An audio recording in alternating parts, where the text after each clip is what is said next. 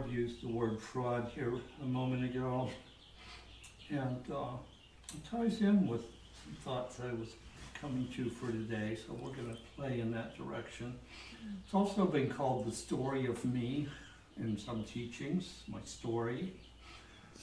But there's a certain point when we do become aware enough and realize, oh my God, that's just like a character I play. It's not really me. Who am I? And it can be a bit of devastation sometimes. So for our opening thought, who am I if I'm not all this personality, this story of me? What am I? And just space to muse on for a moment here.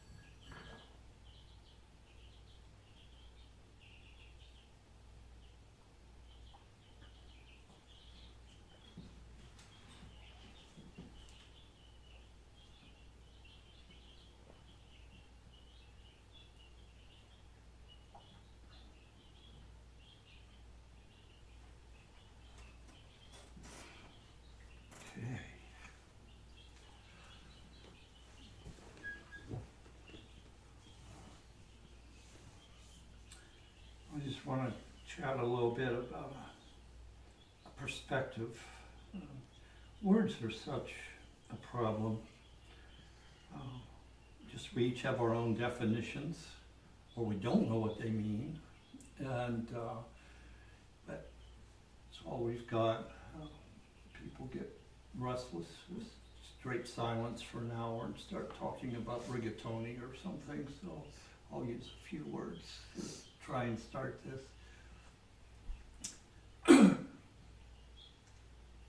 I would say clarity versus boundaries, and true need or desire versus wounds. So I don't, in my inner thinking, I don't use wound any longer for myself or another person, although I respect where they feel wounded.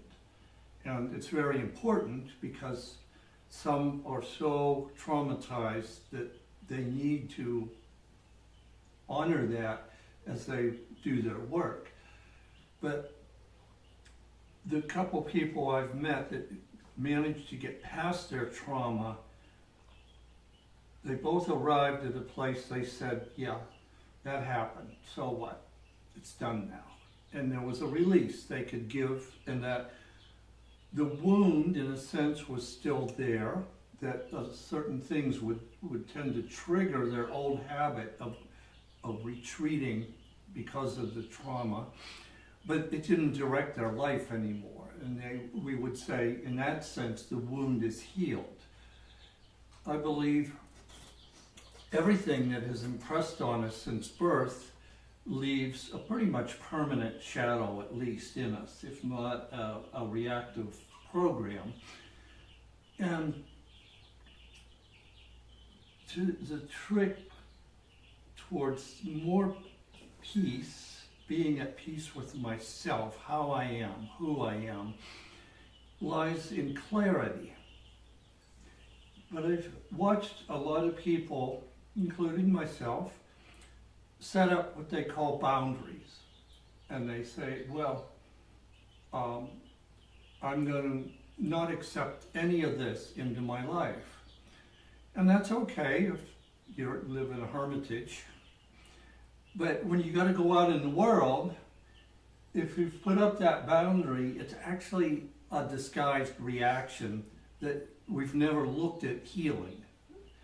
So an example is I used to be very reactive to authoritative, patriarchal, MAGA type energies in people. And I would just retreat within. And by watching that for a while, I can go be now at a neighbor's get together or in the supermarket or wherever and hear that kind of language and energy going on and just say, yeah, that's that. I'm not going to participate in it. And that it doesn't cause me to react any longer. So what I'm kind of offering today is take time occasionally to look at our favorite processes that we have developed that have been beneficial, but also see what am I really doing with that. I made a good boundary that I really needed to make when I made it, to begin my self-clarity in what I will accept and what I will give to the world and how much of either. But as we grow, our own boundaries can become a limit. Like you mentioned about learning last time, that realization that, oh yeah, learning's useful and good. Oh, except I learned that the whole friggin' world is my enemy and I've been keeping that learning in place for 40 years. Maybe it's time to re-examine what I learned and see if it's really true, or if it's fully true, or is it complete. You know, it's that idea that, where Brother Stefan's always offering, there is no such thing as a rival. And that's all. We just keep getting to see more and more of ourselves more clearly. Oh, I'm like this. I do react to that. And that's all right. I don't feel I need to adjust that. When I see it's my reaction and I've decided what I'll do with my reacting, okay. It's not about attaining some perfect state or some becoming like somebody else, an other personality. To me, mindfulness is about becoming more and more clearly aware of streams of reaction or response even that rise up in me in certain situations, and just watching, I could tune that one up a little bit.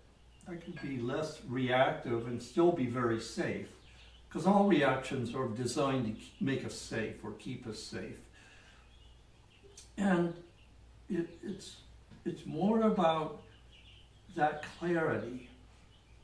And then to just bring that back to this idea of fraud, at certain points we realize, oh, this whole aspect of my personality that like I use every day, my mode of parenting was one for me.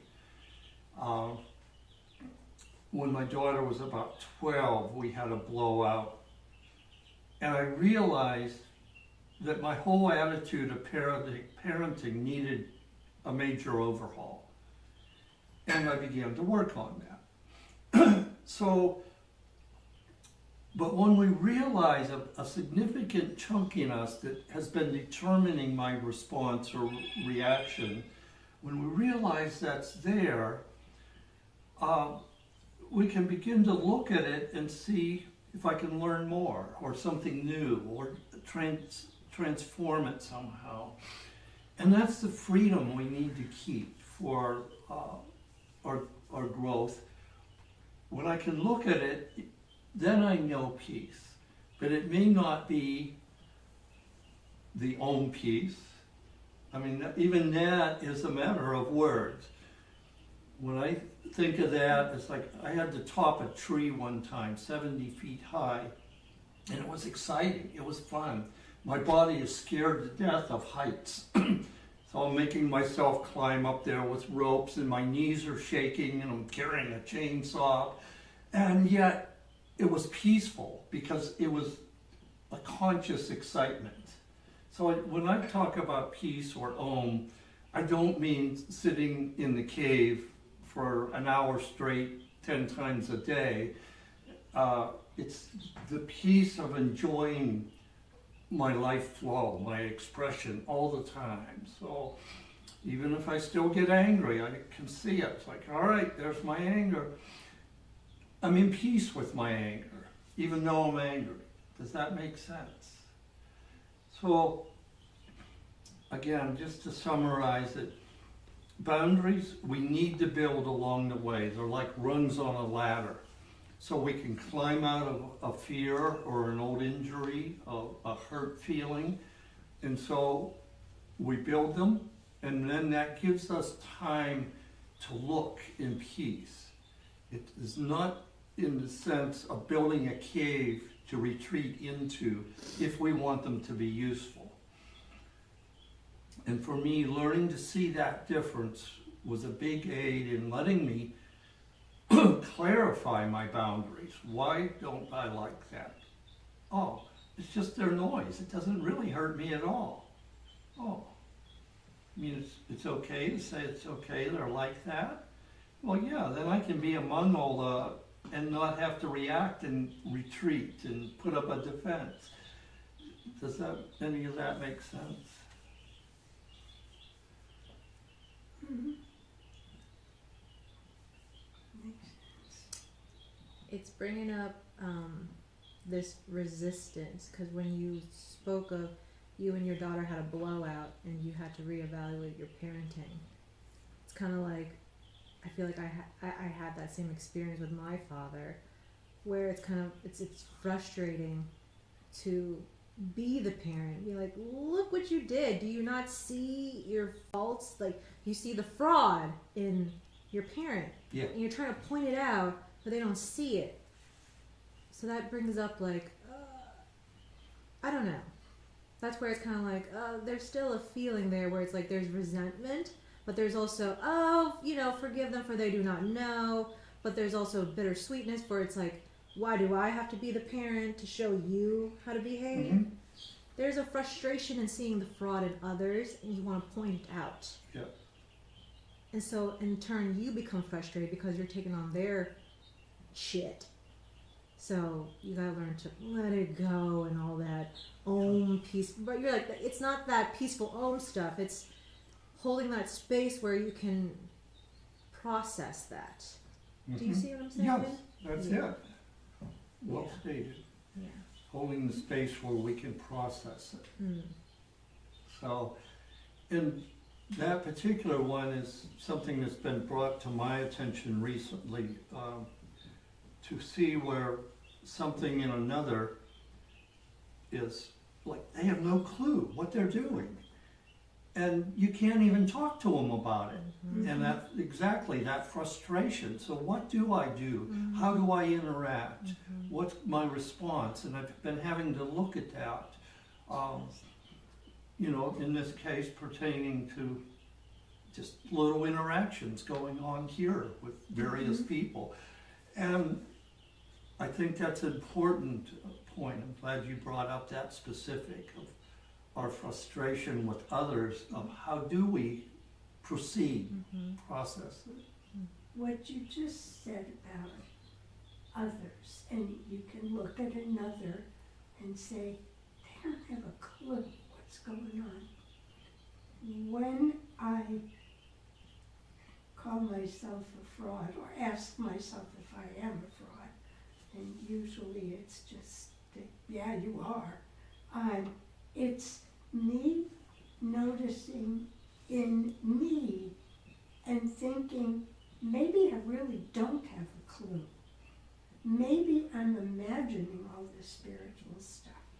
Maybe I'm not feeling peace. Maybe I'm just hypnotized. I've hypnotized myself. That's where that word comes in, is when that's doubt, I guess. It's doubt of how I'm living my life, because the other times I just feel like, yeah, God's got this. And I have all kinds of confidence when I say that, but then I quit, then I say, well, I'm just making all that stuff up. Cool. Yeah, that,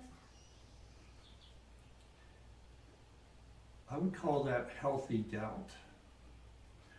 The point you just described is what I would describe as MAGA. when we're in our confidence of this is who I am, this is how it is, and I'm just gonna bowl my way through life being this energy, and never examine it. Say, well, is it right? Is it real? That's what a MAGA person does. They just decide on an energy, a perspective, and then they're very confident. You can hear it. They're very almost belligerent when they speak of that's how it is. This is who I am. But it's the same thing we all do if we adopt a story, a role, like my parenting role. I was very confident. This is how I parent. And it needed to become doubtful so I could look at it and say, wait, I was so certain that was me. You're right. No, I guess the answer is like softness. Because when you come in with such authority and conviction and that MAGA mentality, and you're just, you said it's the tone of belligerence, basically. The opposite, to cure that, well, I wouldn't say cure, but it's just softness, it's emotions, it's morality, it's tenderness, that which is going to be the opposite of that. So I need to clarify when I say confidence. I'm not talking about confidence in me or what I believe, but confidence that God's got this. Confidence in God, not me. But I still question that. Yeah, and you should. That's why I'm saying that's a healthy thing. Yeah, but I mean, it's not like I've got this right. It's like something's happening in me and I'm accepting it. And that's good. Yeah. And then, but am I? Well, it's just because you're allowing that constant opening for examination. And I think as we awaken, that becomes a permanent state. And I think I know what you mean by that confidence.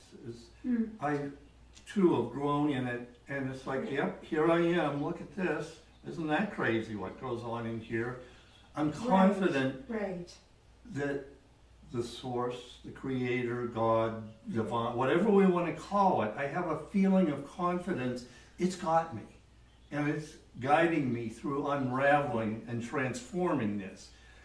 But I can't state that as, well, I believe, because that's a different kind of confidence. Exactly, that's what I was meaning it's to say. It's an open space of confidence where it comes and goes feeling-wise, because then 10 minutes later, why do I still do this? I mean, come on, brain, shut up. And I'm wanting to criticize myself again instead of just say, all right, look at what's going on. Yeah. Okay, I'll just trust this will get sorted. That's the Yeah. Confidence and doubt, which Yeah. sounds so crazy. with their partners. Right. Yeah. Yeah. I shouldn't see it as contradicting. It's a dance. Mm-hmm. And that's where clarity grows. Yeah. And so we each pick for ourselves, with our help from within, what we're going to work on, when, how much. You know, I have lots of personality traits that I now just accept, and I'm happy enough to call that me. And unless it causes me trouble or produces bad consequences, I'm just not going to spend time thinking, well, I should be different. I should be more like Chad. You know, I used to do that. I started out with self-help books, and they were always saying, you should try to become this. You know, and it's like, no, I'm never going to like whitewater rafting. I don't care. I don't see any need to work on that. You know, that's, and all kinds of things. It's fine that we are who we are. Some of us are born very anxious. Just learn, all right, I get anxious, so what do I do with it? Rather than, oh, I'm going to try to go to my home in the cave, you know. Oh, I'm going to go to the supermarket and I'll be anxious the whole time, and that's okay. Something like that.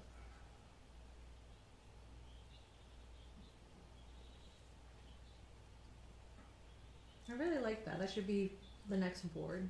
Confidence and doubt. Cool. Think of the exact wording that would be best for that. Yeah. Yeah, It'll come. you're allowed 4 words, yeah. Oh, okay. Not too long. Okay.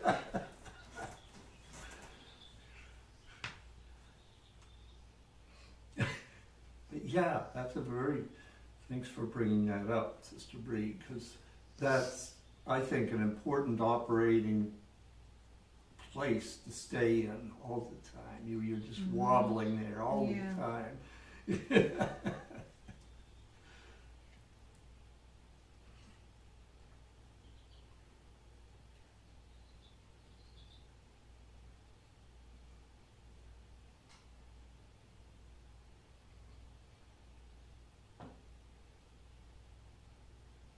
The other thing I've noticed in myself is when changes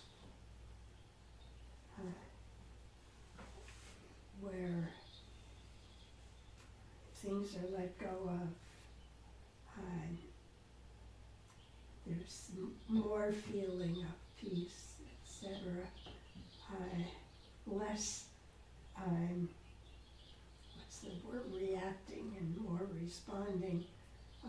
When those things happen, it's been a feeling for me of it having been done to me or done in me, not I did it.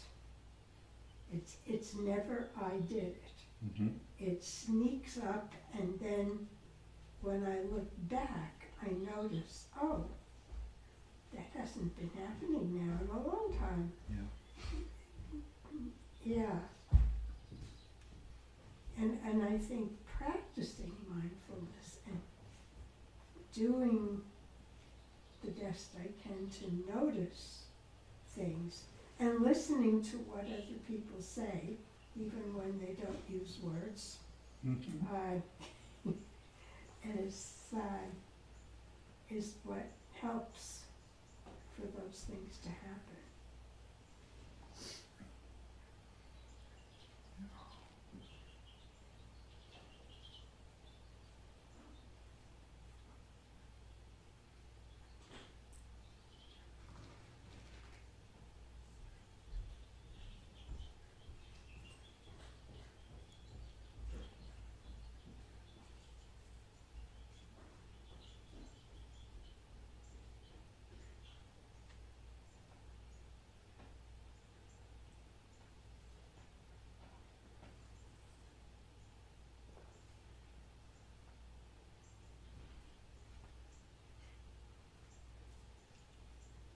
Where I see the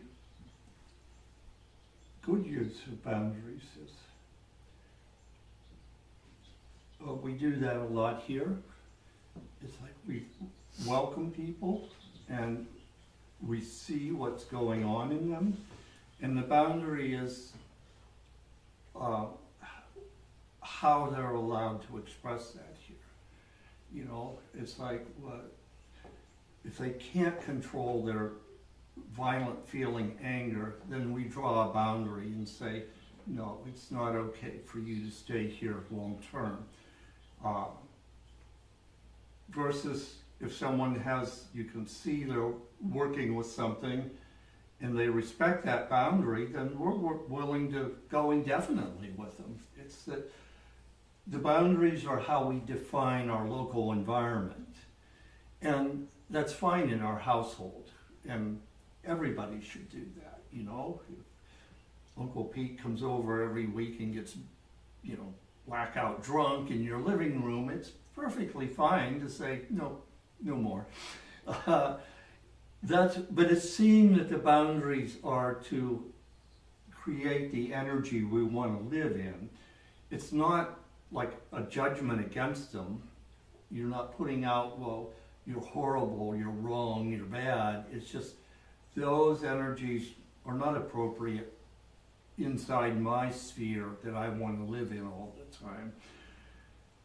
But when I can see my boundary clearly, again, it's when I go out in public and I encounter all kinds of energies, I don't have to react to them anymore, and feel uncomfortable from them or bad, because they're not coming into my space. I'm not entertaining them in my head, and they're not going to come home with me. And so I'm freer to experience more people, a wider spectrum of energies, and yet keep my personal boundaries on what I'm going to let come home with me, physically or mindfully. That's a good perspective. They're not going to come home with me. They're Yeah. not going to be resting with me tonight, Yeah. Yeah. So you don't energetically hold on to them or Yeah. whatever they were projecting. Yeah.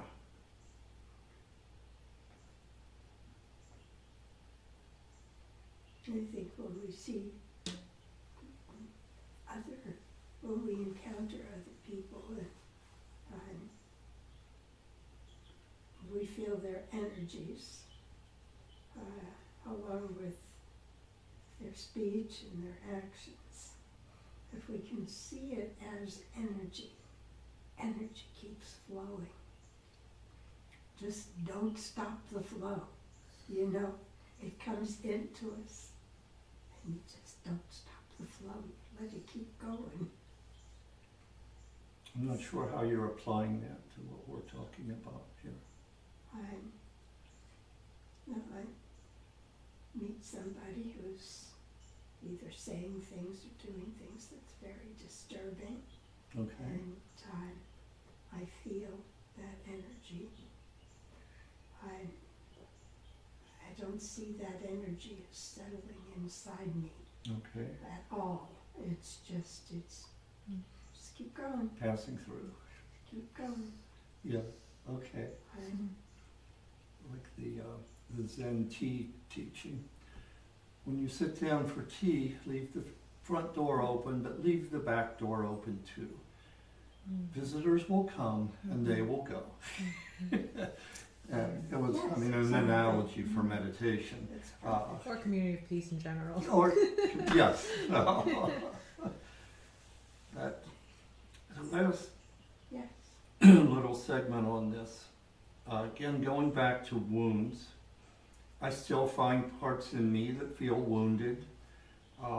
They're not nearly so deep and gripping as they used to be. So the point is, all of us have wounds or points. It's usually accompanied with a poor me feeling. And it's okay to look at those, and it's okay that we have that feeling. But the thing with poor me is, well, what do I need to do to not be a poor me anymore? And we need to, or can, I don't know if I can say need to, if you want to, stop protecting the wound.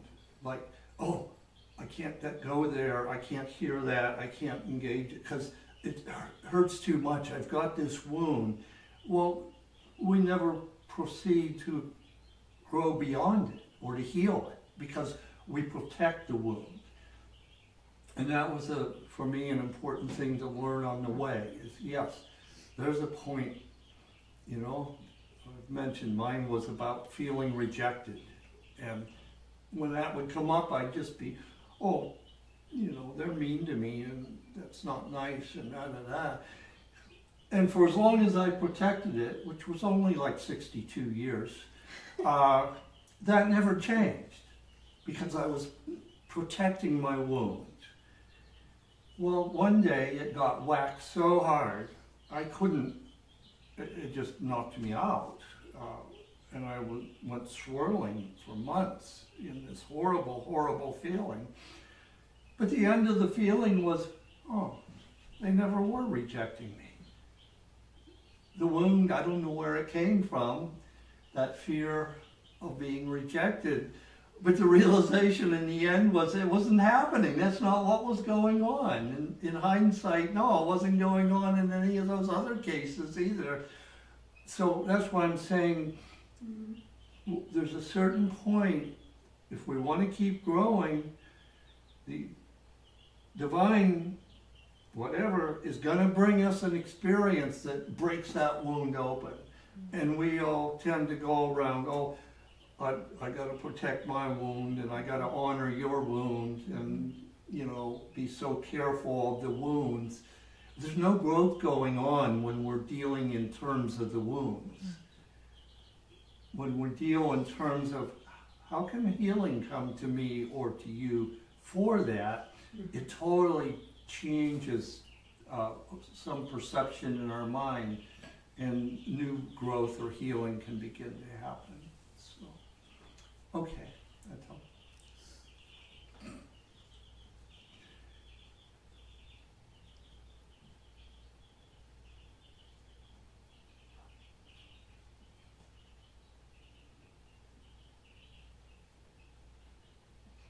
And that's back to that frustration with your dad type thing. We can't say that to another, like, stop nurturing your wound. Because that, to be helpful, that experience has to come from the divine. And we may, though, suddenly one day just explode all over the place about it, and we're like, whoa, what the heck, something's making me say this, or I can't control. That may be the universe using us because it's time. Right. But I'm saying we can't, like, as a psychological tool, go around saying, oh, look, you got that wound there. Right. Here, let me poke it and see if we Right. can make it explode today and get Yeah. healed today. Yeah. That's not our role, as I understand it, in this No, journey. you're right. I think the root of it is impatience. You want to fix, well, the old me would have want to fix it and poke the bear and get it done with. Yeah, get it And done. then I get backlash from doing that. Yeah. So with me, I think the root of it would be patience and letting the universe slap them instead. And, you know, Yeah. yeah. And when those times come, or I suddenly feel, no, it is time to say something, and it kind of comes up. Right. Then I'm back to what Sister Bree brought up about, all right, here comes this energy. I'm going to trust it Yes. to guide this, Right. because this is scary almost, you know, this feeling of energy. Yeah. But when I do that, it's not a scary as in I need to retract from it. It's in a scary as in, okay, I'm going to open up and see what happens, see where this goes. And it's both scary and exhilarating at the same time when those moments occur. Right. And then afterwards, you just try not to examine it too much. Did I say the right thing? And Right. Yeah. It's what happened. Right. Here we are. Right. Any dead bodies? Yeah.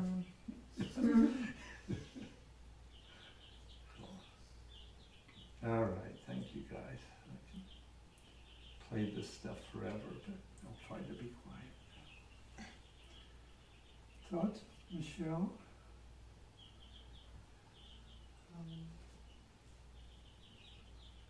I don't know, like, I guess, like, I really just try and focus on getting to a place, like, I have to be okay even if nothing changes. You know, so if I come across energies or situations, there's a mantra that people say, it's, bless them, change me. You know, I have to fix internally whatever my perception is, or why I'm feeling that way, or why I'm judging their energy. You know what I'm saying? So this is the only thing I can control is me. I can't control the other person or whatever. So I just try to get to a place where eventually I gotta be okay, even if nothing changes. Yeah. And that takes a lot of work, but I think that's, you know, and the dual is understanding, like, I think a big part of the wound and the protection of the wound is, this is a story you live, that's part of your character, and that's what keeps your character alive. And I have to look at, and I think your example of, you realize the rejection really wasn't a rejection after so many years, you know, and trying to be open-minded to the other side of the story. because my ego will try and say, this is it, Yeah, because it really wants to feed off the wound, right? Yeah. And say, this is the reason I'm mad, and then I whatever, cool. right? So like, if I can be open-minded and look at it from a different perspective, it puts a crack in Yeah. that story. And that starts the opening. Yeah. You know, to change the story. And, you know, I think the word that I always use is, like doing a lot of work on my false beliefs. Mm-hmm. I write down something I believe about myself, and then I try to look at the counterpart of it. And a lot of times, you know, not a lot of times, but sometimes someone told you that, and you took that on. Mm-hmm. You took that character flaw, or that character, even a positive trait. Mhm. You think you're positive in this area. Let's say you're not, and show examples where you're not, or show examples where you are. You know what I mean? Because the ego will always want to show where you think you are. Yeah. So I gotta look at it opposite, Cool. and then say, is that true or not? You know what I mean? And start debunking things that I think about Mhm. myself. That's a good practice of what I was trying to share about clarity, being willing to look at everything inside and out. And thank you. Mhm. I love that. Plus them change me, Yeah. and then not me getting caught up in the whirlwind of the ego wanting to prove it's right, and just shutting up and just breathing Mhm. through these decisions. That's on me. That's my Yeah. personal thing. Cool. Yeah, cool. Thanks, Michelle. Yeah, and there's also a kindness in the reason I am is the reason I am. The reason they are is the reason they are, Right. right? So they're living their story. Yeah. And they may not even want to be that way. So I gotta be kind and say, you know, hopefully as I'm working, they're working on themselves. Yeah. It's not my job to fix them. You know what I'm Right. saying? Yeah. So whatever, you know, but everybody's just walking their human experience. Yeah, that's compassion of Buddhism. And it's also accepting what is in its proper form. People say, well, I can't accept that. Well, like you've just, the world, it is what it is. And I gotta live in it for 80, 90 years, whatever. Do I wanna be pissed off all the time? Accepting is, no, it's batshit crazy, it's evil, it's mean, it's cruel. Okay, that's what it is. How do I want to be? That's what that accepting what is really means. It's not condoning or supporting or allowing in any way what's outside of us. It's choosing to somehow find a way to just say, all right, there it is. Here I am. Now what am I going to do with it? Possibly. In a proactive way, but that's a kind of peace that's not peaceful. When I look at the world, parts of it, we wouldn't say that's a peaceful feeling when I accept it, but yet it is, because I'm free to get on with the rest of my life and do productive things instead of just spending time hating what it is or being frustrated with what it is. It goes back to boundaries too. Because in a sense it's like safety, right? When someone is not performing the way that you want them to, and let's say for example the dad part again, seeing the fraud in others and you want to change them, so let's say you do take a moment to observe that and you're like, okay, that's who they are, I'm going to be peaceful and do my own thing. But there's other parts in me where my boundaries want to push their boundaries for safety reasons. And then that's like the clash of the ego right there.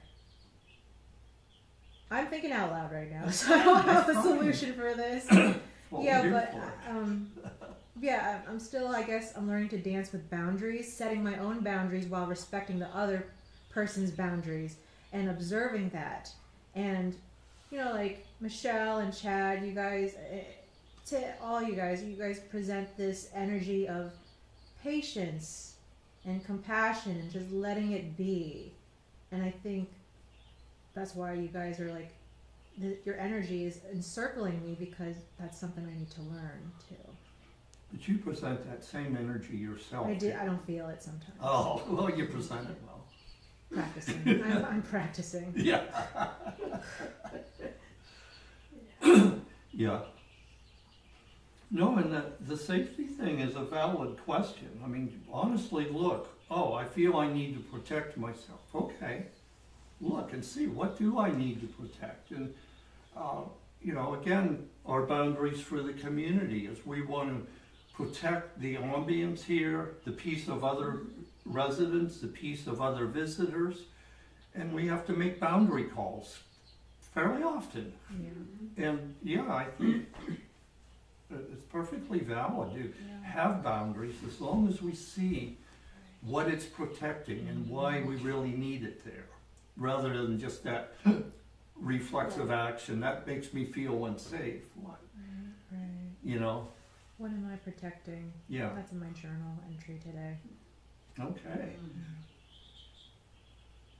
When I was in school learning what I needed to become a spiritual director, one of the exercises we did in the very beginning, when we didn't know each other very well, we didn't know each other at all, we only met a couple of times, was to have two lines of people, and it was a boundary exercise.